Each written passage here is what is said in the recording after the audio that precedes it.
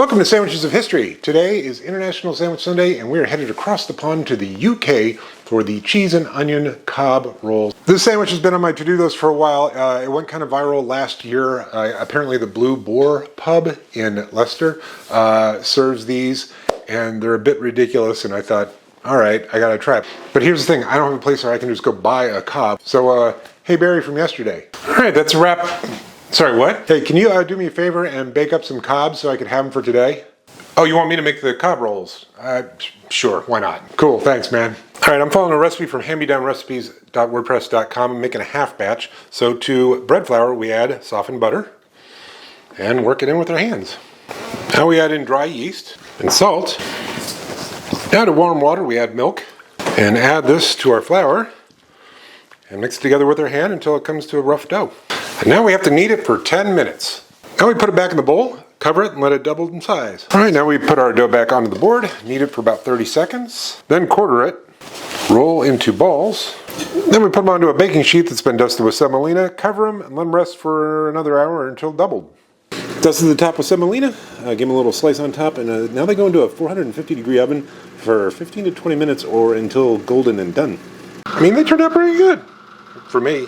Now there's no recipe that I can follow, but I can't imagine that these aren't buttered. And it's not supposed to be split all the way through, but yours truly is not coordinated. Now on the bottom we put a ridiculously thick slice of cheese, and yes, that's British cheese, and a thick slice of white onion. Okay, these cob rolls are a little bit different than what they look like over in Britain, but you know, best that Barry from yesterday could do. All right, let's give this cheese and onion cob a go.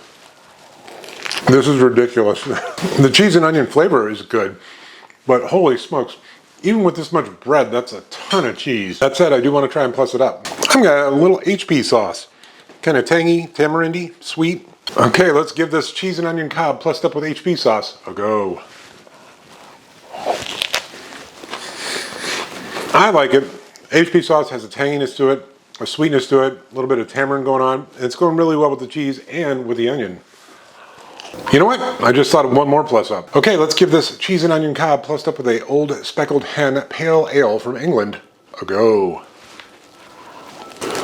Kind of works. All right, so the original cheese and onion cob, it's ridiculous. It's a ridiculous amount of cheese, a ridiculous amount of onion. From a flavor perspective, it's like a 7 to me. I like that combination of the bread, the onion, and the butter. Plussed up with the HP sauce. Probably about a 7.5, maybe even 8 flavor-wise. I did think about maybe trying to give it the grilled cheese treatment, but the cheese is so thick that it probably wouldn't melt. I'd have to steam it for a long time or something like that, and just didn't want to do that. I am going to finish it over a period of time because that's a lot of cheese, and yeah.